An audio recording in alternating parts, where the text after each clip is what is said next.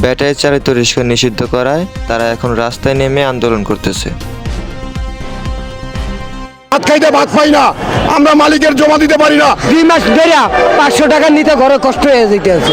পায়ে চালিত রিক্সাওয়ালারা 9 দফা দাবিতে নিষিদ্ধ করতে চান ব্যাটারি চালিত রিক্সা। তাদের দাবি, ব্যাটারি চালিত রিক্সাওয়ালাদের কারণে পায়ে চালিত রিক্সাওয়ালারা 2 বেলা 2 মুঠো খেতে পারে না। 10 টাকার ভাড়া 5 টাকা নিয়ে তারা চলে যান। গরিব মানুষ চালায় রিক্সা খাওয়া পারে না, 10 টাকার ভাড়া 5 টাকা টাই না জায়গারা। এই জন্য আমরা বিদ্রোহী করতেছি অটোর বিরুদ্ধে। আমাদের দাবি অটো থাকবে না ঢাকা শহরে।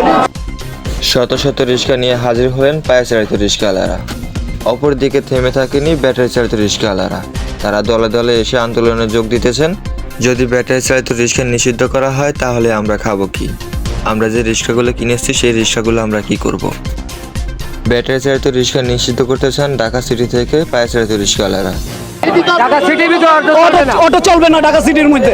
ব্যাটারি চালিত অটো রিক্সার জন্য আমাদের জীবিকা ইনকামের নির্বাহে অনেক কষ্ট হইতেছে দাদা, এর জন্য আমরা এই বিক্ষোভ করতেছি।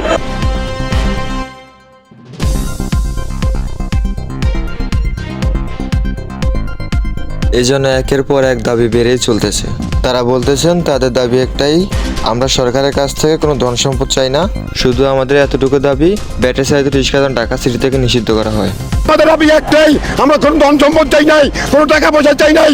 আমরা তাদেরকে সরকারের কাছে চাইতেছি যে এই ঢাকা থেকে অটো উঠাই দাও, আর আমাদেরকে সব অটো বানায় দেওয়ার মতো অধিকার দাও। ফিরছি ছোট্ট একটা ব্রেকের পর, ততক্ষণ আমাদের সাথেই থাকুন।